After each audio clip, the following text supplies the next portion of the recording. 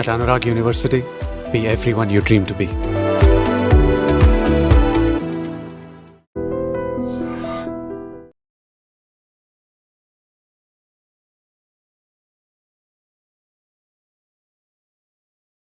Hydraa commissioner Ranganath post ఉంటుందా ఉండదా అన్న ఉత్కంఠకు ఆల్మోస్ట్ తెరపడిందని చెప్పాలి. కోర్టు నిన్న క్లియర్గా సీఎస్కి ఆదేశాలు ఇచ్చింది. చాలా కోర్టు ధిక్కరమైనటువంటి పిటిషన్లు ఆయన మీద ఉన్నాయి. ఆయన ఏమాత్రం కూడా కోర్టు ఆదేశాలను పట్టించుకోవట్లేదు, కనీసం కోర్టుకు హాజరు కావట్లేదు. అసలు ఆ పోస్టుకు అతను అనిపెట్టు మరొక అధికారిని నియమించండి, హైడ్రా కమిషనర్గా అతన్ని తప్పించండి అని చెప్పి సీఎస్కి డైరెక్ట్గా ఆదేశాలు ఇచ్చినటువంటి పరిస్థితి ఉంది. మరి నిజంగానే ప్రభుత్వం హైడ్రా కమిషనర్గా ఉన్నటువంటి రంగనాథ్ని తప్పించేసి వేరొక అధికారిని పెడుతుందా, ప్రభుత్వం ఏం చేయబోతుంది అని ఒక టెన్షన్ చాలామందిలో ఉంది. అయితే ఈ ఉత్కంఠకు తెరదించుతూ ఢిల్లీలో కొద్దిసేపటి క్రితమే ముఖ్యమంత్రి రేవంత్ రెడ్డి దీని మీద క్లారిటీ ఇచ్చినటువంటి పరిస్థితి ఉంది. హైడ్రా అనేది హైదరాబాదులో ఉన్నటువంటి నాలాలు కావచ్చు, ప్రభుత్వ స్థలాలు కావచ్చు, తర్వాత ఈ చెరువులు, కుంటలు, పార్కులు ఏవైతే ప్రభుత్వానికి సంబంధించిన ఉన్నాయో వాటిని కబ్జా కాకుండా వాటి పరిరక్షణ కోసం ఏర్పాటైనటువంటి ఒక గొప్ప వ్యవస్థ. దీన్ని మరింత బలోపేతం చేస్తాం. కొంతమంది పనిగట్టుకొని కబ్జాకోరులు ఎవరైతే ఉన్నారో, కబ్జాకోరులకు మద్దతు తెలిపే వాళ్ళు ఎవరైతే ఉన్నారో వీళ్ళు తప్పుడు కేసులు కోర్టులు వేసి కోర్టును కూడా తప్పుదారి పట్టించి ఈ విధంగా ఆదేశాలు రావడానికి కారణమయ్యారు. కాబట్టి దీన్ని ఉపేక్షించే పరిస్థితి లేదు. న్యాయ వ్యవస్థల మీద మాకు సంపూర్ణమైనటువంటి నమ్మకం ఉంది. దీన్ని కూడా మేము న్యాయస్థానాల్లోనే తేల్చుకుంటాం అని బహిరంగంగా రేవంత్ రెడ్డి గారు మద్దతు తెలిపారు. హైడ్రా కమిషనర్గా ఉన్నటువంటి రంగనాథ్కి మద్దతు తెలిపినటువంటి పరిస్థితి ఉంది. కాబట్టి ఆయన్ని మార్చే ప్రసక్తి లేదు. ఏదైనా సరే న్యాయస్థానాలకు వాస్తవాలు చెప్తాం. న్యాయస్థానాల ముందు అసలు వాస్తవాలు ఏంటో న్యాయస్థానం ముందు పెడతాం. ఎందుకంటే కోర్టు ధిక్కరణ పిటిషన్లు చాలానే గతంలో కూడా ఉన్నాయి. బీఆర్ఎస్ హయాంలో రేవంత్ రెడ్డి గారు చెప్పిన మాట ఇది. బీఆర్ఎస్ హయాంలో అప్పటి ప్రభుత్వ ప్రధాన కార్యదర్శిగా ఉన్నటువంటి సోమేష్ కుమార్ మీద 400 కోర్టు ధిక్కరమైనటువంటి కేసులు ఉన్నాయంట. కోర్టు ధిక్కరణ కింద 400 పిటిషన్లు ఉన్నాయంట. సో అప్పుడెవరు మాట్లాడలేదు, ఇప్పుడు మాట్లాడుతూ ఉన్నారు. 63 కోర్టు ధిక్కరణ కేసులు ఉన్నాయని చెప్పి నిన్న హైకోర్టు చెప్పింది. సో 400 ఎక్కడ, 63 ఎక్కడ? దీనికి ఏం సమాధానం చెప్తారు? అసలు హైడ్రా చాలా క్లియర్గా, చాలా స్పష్టంగా, చాలా బలంగా పని చేస్తుందంటానికి చాలా ఉదాహరణలు కూడా రేవంత్ రెడ్డి చెప్పిన పరిస్థితి ఉంది. బతుకమ్మ కుంటలో 10 ఎకరాలు బీఆర్ఎస్ నేత కబ్జా చేశాడు. మాజీ ముఖ్యమంత్రిగా ఉన్నటువంటి కేసీఆర్ మీద పోలవర్షం కురిపించాడు. మరి 10 ఎకరాలు కబ్జా చేశాడు కాబట్టి ఆ రోజు ఆయన పోలవర్షం కురిపించినటువంటి పరిస్థితి ఉంది. అలాంటి కబ్జాకోరుల ఆటలు సాగట్లేదు కాబట్టే ఈరోజు తప్పుడు కేసు నమోదైందని చెప్తున్నారు. తర్వాత ఇంకా చాలా చాలా ఉదాహరణలు ముఖ్యమంత్రి రేవంత్ రెడ్డి చెప్పారు. ఎన్ కన్వెన్షన్ కూల్చేశారు అంటే అది పేదలకు సంబంధించినటువంటిదా? కాదు కదా. సో వ్యవస్థకి వ్యతిరేకంగా ఉన్నటువంటి బాడీస్ ఏవైతే ఉన్నాయో సో వాటన్నిటి మీద యాక్షన్ తీసుకుంటోంది హైడ్రా అని కూడా చెప్పారు.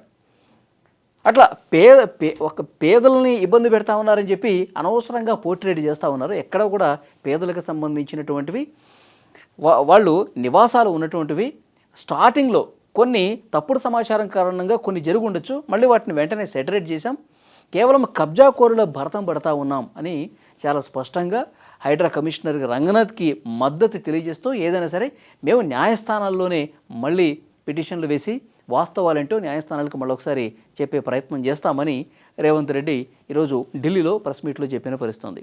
అసలు హైకోర్టు హైడ్రా కమిషనర్ రంగనాథ్ మీద ఎందుకింత సీరియస్ అయింది, ఎందుకింత గర్వమైంది, అసలు ఆ పోస్ట్కి ఆయన పనికిరాడు అని చెప్పి ఎందుకంత ఘాటుగా మాట్లాడిన పరిస్థితుంది అంటే ఒకసారి ఈ కేసు గురించి మాట్లాడాలి.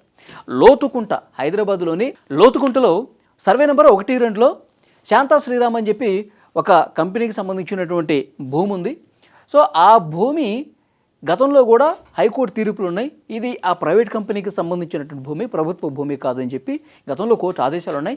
అయినప్పటికీ కూడా దీన్ని ధిక్కరించి హైడ్రా కమిషనర్ రంగనాథ్ అక్కడ ఉన్నటువంటి ఫెన్సింగ్ని తొలగించేసి మా భూముల్లోకి వచ్చేశాడు. కోర్టు ఆదేశాలున్నా పట్టించుకోవట్లేదు. అక్కడ స్టే ఉన్నా సరే ఏమాత్రం పట్టించుకోకుండా భూముల్లోకి వచ్చేసాడు. అసలు హైడ్రాకి ఏం అధికారం ఉందని చెప్పి హైకోర్టు సీరియస్ అయింది. కానీ హైడ్రా కమిషనర్ రంగనాథ్ వర్షన్ ఏంటి? ఇప్పుడు మేము ఆ భూముల్లోకి వెళ్ళింది ఈ సర్వే నెంబర్ 1-2 ఇతను చెప్పింది కాదు, ఇతను కోర్టుకు ఒకటి చెప్తున్నాడు. కానీ మేము వెళ్ళింది మాత్రం సర్వే నెంబర్ 243, 255 సర్వే నెంబర్స్ ఏవైతే ఉన్నాయో దానికి దీనికి 3 కిలోమీటర్ల దూరం కూడా ఉంది. మేము అక్కడ కబ్జా జరిగింది. అక్కడ ప్రభుత్వానికి సంబంధించిన పెద్ద ఎత్తున భూమి ఉంది. కొండలు ఉన్నాయి, ప్రకృతి సంపద ఉంది, అక్కడ పెద్ద ఎత్తున చెట్లు కూలగొట్టేస్తూ ఉన్నారు. సో అక్కడ అరాచకం జరుగుతుంది, పెద్ద ఎత్తున కబ్జా జరిగింది, విధ్వంసం జరిగింది, కాబట్టి ఇది కరెక్ట్ కాదని చెప్పి హైడ్రా అక్కడ రంగంలోకి దిగింది. కానీ వీళ్ళు కోర్టుకి చెప్పింది మాత్రం వేరే సర్వే నెంబర్లు వేరుగా చూపించి హైడ్రా మీద బురద జల్లే ప్రయత్నం చేశారు. అంటే కబ్జా కోరులు డెఫినెట్గా హైడ్రాకి 100% వ్యతిరేకంగా పనిచేస్తారంటానికి ఇది నిదర్శనం అని చెప్పి హైడ్రా కమిషనర్ రంగనాథ్ వర్షన్ ఈ విధంగా ఉంది. సో ఇలాంటి కేసులు చాలా ఉన్నాయి.